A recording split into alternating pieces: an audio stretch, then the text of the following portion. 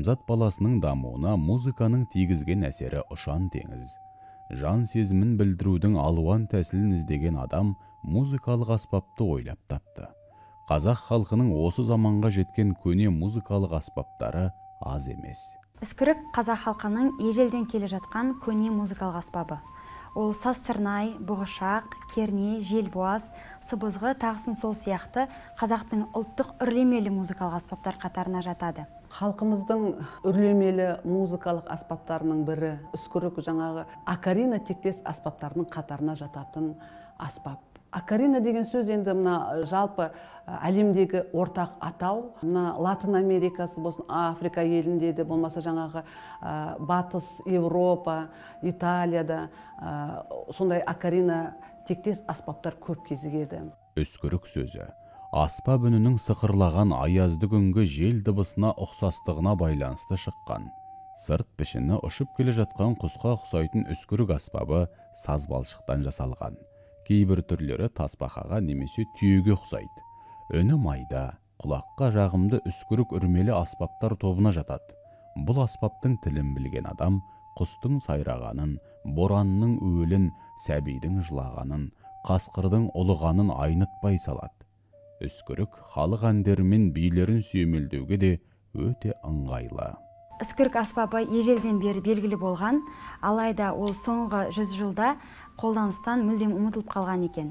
Үскірік аспабының дыбысы үскіріп шыққан боран және де уілдеген желдің дыбысына сай келгендіктен үскірік аталып кеткен. Ал кейбір аймақтарда бұл аспап үшкірік деген атаумен таралған. Бұл аспапта негізінен балалар ойнаған. Кейбір деректерде үскіріктің саз-сырнайға қарағанда көбірек таралғандығы айтылады. Екі аспаптың дыбыс шығару тәсілдерінде ұқсастық бар. Олардың айырмашылығы құрылымы мен үнінде. Үскірік саз-сырнайға қарағанда бір шама жетілдірілген аспап.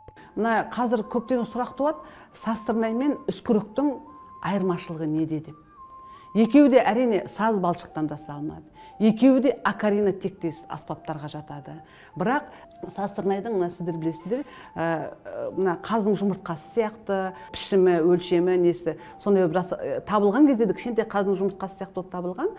Кейін енді өсе келе уақыт өткен реставрация жасап кішкене үлкейді ғой. Ал енді ненің үскірік одан қарағанда өзінің пішіні, форма пішіні мынандай үш бұрышты болып келеді. Үш бұрышты ойнайтын ойығы жаңағы неде былай болса, бұнда былай тікіле былай ойнайды, кішкене саусақтары жинақы ұстап ойнаған кезде кішкене жаңа саз-сырнайдан қарағанда қиындықтар туады.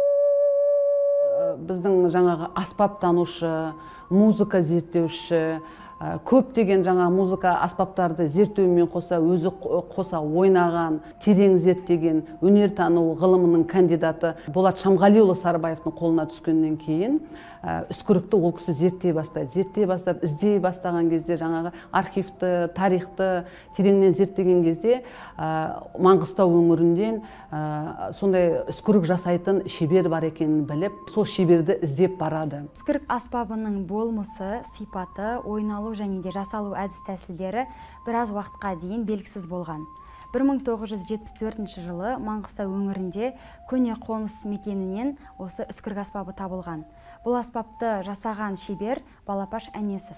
Аспаптың ұзындығы 120 мм, биіктігі 58 мм және де үрлейтін ойығының диаметрі 5 мм болған. 1974 жылы қазан айында ғасырлар әуені фильмін түсірушілер Маңғышлаққа шығармашылық сапарға барды. Топ құрамында әйгілі музыка зерттеушісі профессор Болат Сарбаев та бар еді. Бұл сапардың негізгі мақсаты жергілікті музыкалық мұрамен, халық шығармашылығымен танысу болатын.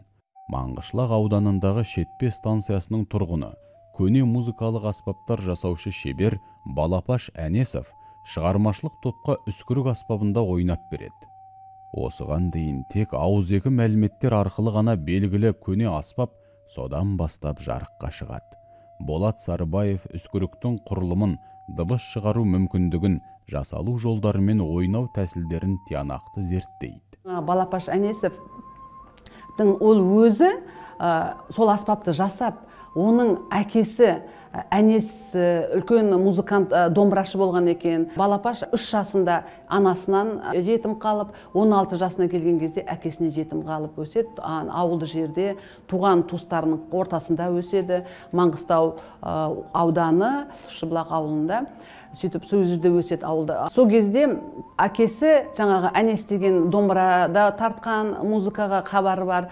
Атасы жаңағы Қуатбай деген кісі осы аспаптар жасаған екен. Ол кісі жаңа үскірік аспабында жасаған екен. Ол кісі Қуатбай ата ақсақал керней деген аспаптарды жасап, енді жаңағы Балапаш жас кезінде соларды көрген екен. Мен олардың айтып отқан себебім, өйткені мына халық арасында халық шеберлері біздің болашақ ұрпаққа құлақтарында мағына ретінде қалу керек.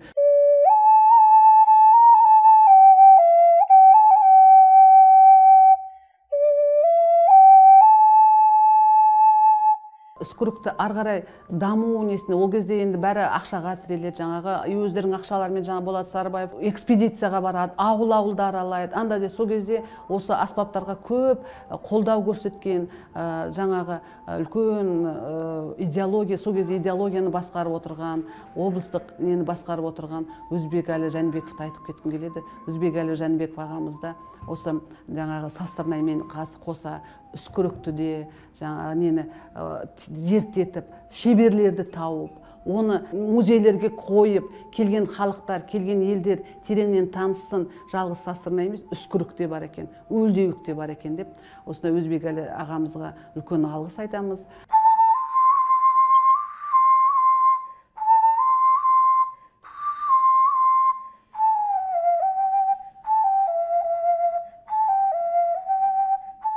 Көбіне қазіргі үскірік енді керемет қатты дамып кетті деп айтуға болмайды. Бірақ енді ол аспап болғаннан кейін, жаңағы Болат Сарбаев атамыздың өзі ойнағаннан кейін, жаңа Балапаш Әнесов ойнағаннан кейін біз ары қарай бұны дамытудамыз. Қазір енді менің қолымдағы үскірік осы Болат Сарбаевтан кейін көп шебер бұл аспапқа бара бермеді. Өйткені жасау тәсілі қиындау. Және оны жасағаннан кейін оны музыкалық аспап ретінде қалыптасуы қиындау болды. Сондықтан қазір бұны осы үскірікті тереңнен зерттеп, жасап жүрген жас шебер деп айтамыз. Бірақ енді жас шебер болғанымен қазір мына Ұлытау өңірінде тұрады, үлкен музыкант, мына біздің Қазақ ұлттық Құрманғазы атындағы консерваторияны бітірген Азамат Бақия деген үлкен жас шебер. Оның өзінің пәтер үйінде музейі бар. Музей пәтерінде 1000-нан астам аспаптардың түрі бар. Соның ішінде Састырнайдың 600 түрі бар. Бақия Азаматты мен өзім, біздің жаңа консерваториядағы ұстаздар соны айтады. Қазіргі заманның Болат Сарбаевы деп айтамыз. Өйткені сол бала тереңнен зерттеп, бізге осы аспаптарды ары қарай кәсіби деңгейде ойнауға, кәсіби деңгейде үйретуге мүмкіншілік тудырып жүрген осы Бақия Азамат. Мына мен қолымдағы аспапта, сол Бақия Азаматтың жасаған аспабы, үскірігі. Үскірік аспабы арнайы саздан және де қыштан жасалады. Аспаптың диапазоны 1-ші октаваның ре нотасынан 2-ші октаваның ре нотасына дейінгі аумақты қамтиды. Аспап жасаушы шеберлер үскірікті жасау үшін 2 түрлі тәсіл қолданады. Бірінші әдіс ел ішінде ертеден келе жатқандықтан барынша қарапайым. Яғни иені қанған саз балшықтан жасалған қабыршақтың тиісті жерлеріне саңылау қалдырып отырады. Ал екінші тәсілге келсек, арнайы қалып арқылы жасаған. Бұл тәсіл Састырнайдың жасалу жолдарына өте ұқсас. Үскірік шанақтан, қуыстан және үрме ойықтан тұрады. Үскірік қазақ халқының ежелден келе жатқан өрмелі аспаптарының бірі. Біз қазір соны жасалу жолдарын көрсетеміз. Ең бірінші үскірік аспабын жасау үшін біз саз балшықты әбден дайындап аламыз. Оны дайындау тәсілі нан илегендей тоқтамастан балшықты илей береміз.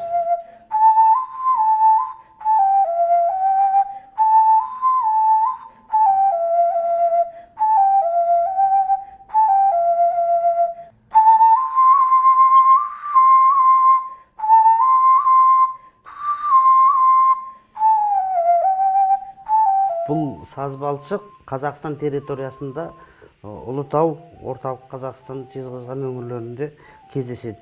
Қазір мен арнайы мына қалыптың көмегімен сыртына салапан орап, қалыпқа балшықты жағу тәсілін көрсетемін.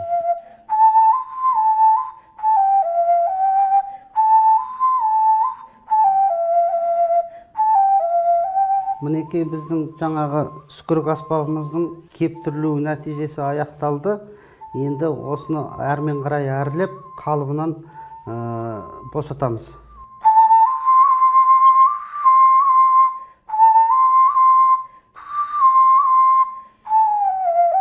Үскірігіміз кесіліп болғаннан кейін бір-біріне жақсылап тұрып жалғаймыз. Осы саз балшықтың өзінің көмегімен барлық жаңағы кетіктері жабылып, бір-біріне жалғанып осылай толықтай аспап болып шығады. Енді бұны ары қарай тесу процесін жалғастырамыз.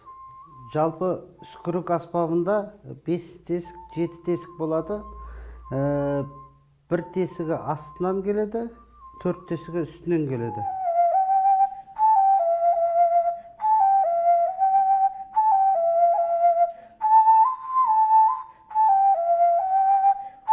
Үскірік жетілдірілген соң оның дыбыстық ерекшелігі өзіне тән иірімдері зерттеле бастады. Ауызға салып ойналатын аспап болғандықтан, үскіріктің дыбыс аумағын ұлғайту орындаушыға байланысты. Енді үскіріктің жаңағы ойнау тәсілі, орындау тәсілі қалай деп келген кезде, бұның диапазоны қалай дейді ғой? Диапазоны жаңағы састырнайда қазір бір октава қосу терца деп жүрміз, енді 1,5 октаваға жетер жетпес. Ал үскірік одан қарағанда кішкене несі шамалау, 1 октаваға жетер жетпес, кейде даже квинта дейді, бір 5 нотаға барады. Қазір енді менің қолымдағы кішкене дамыған аспап, өйткені октава.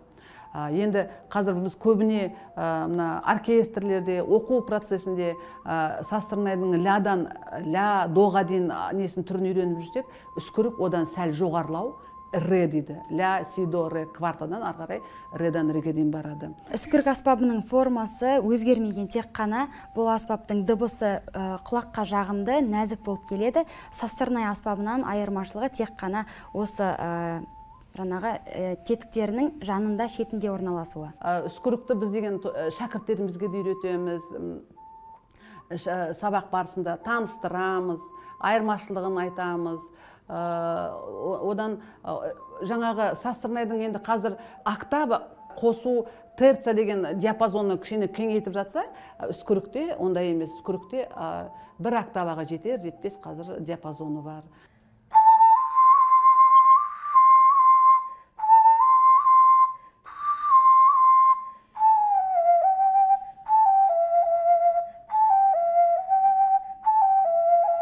Үскірікті біз енді жаңа айтып жатырмыз, студенттерімізге оқу барысында үйретеміз. Биыл енді 3-ші сұрап қуанып айтқым келіп отыр. Өйткені осы фольклорлық аспаптар, соның ішінде жаңа састырнай, жетіген, сыбызғы, басқалары бар. 3 шекті аспаптар, жаңағы бұрын домбыра кафедрасының ішінде болған, біз қазір фольклорлық аспаптар және 3 шекті аспаптар деп бөлек секция болып бөлек шығып жатырмыз. Отау құрып.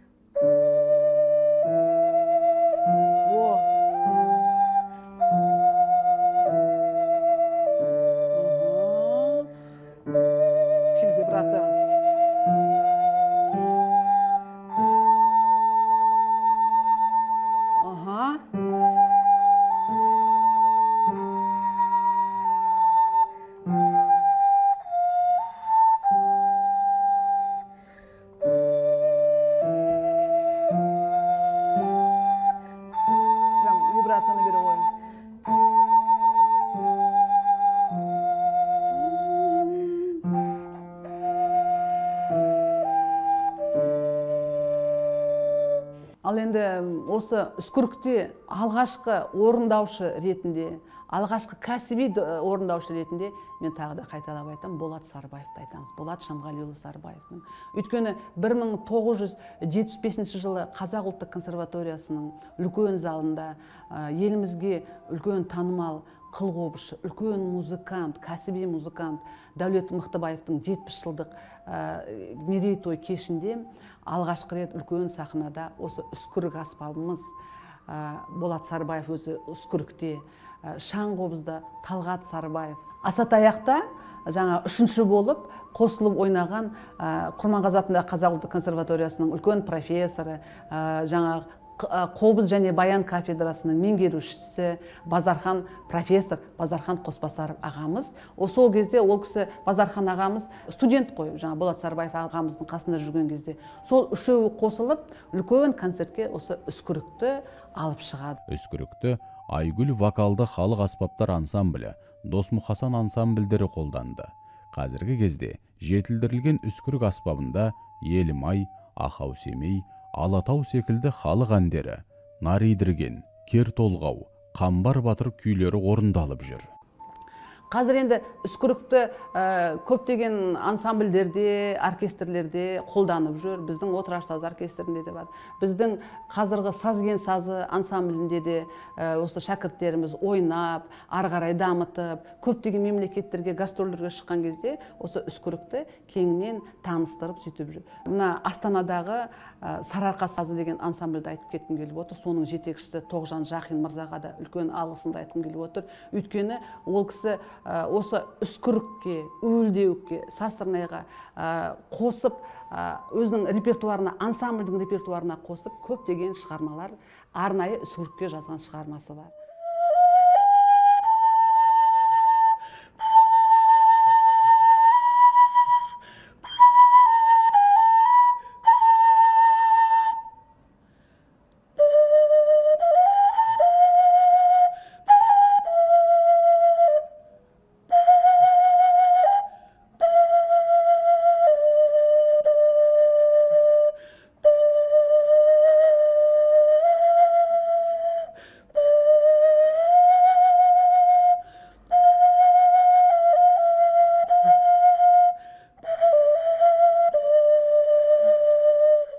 Аспаптың репертуарлық қорлары қазіргі уақытқа дейін сақталмаған. Бұл аспапта қазақтың халық әндері, халық күйлері орындалып жүр. Енді қазіргі кезде үскірік қалай дамуда, басқа өңірде үйретіле ме, басқа өңірде бар ма деген неге келетін болсақ, үскірік бізде мына Маңғыстау өңірінде, Маңғыстаудың саз колледжінде жаңағы Балапаш Әнесов ақсақалдың қызы Ханшайым Әнесова апайымыз үлкен еңбек етіп жатыр. Консерватория бітіріп жатқан жыл 76 жылы осы жаңағы әкесіне арнап, жаңағы үскірікке арнап жазған рефераттары да бар екен, онымен де танысып жатырмыз. Ежелден келе жатқан үрмелі аспаптар табиғатпен үндес. Үскірік сазсырнай мен тастауық секілді ғасырлар қойнауынан жеткен құнды жәдігер. Ол көшпенділер өмірінің мұңлы да сырлы әуенін ұрпақ жадына жеткізіп, өткен мен бүгіннің арасына арқау болып келеді.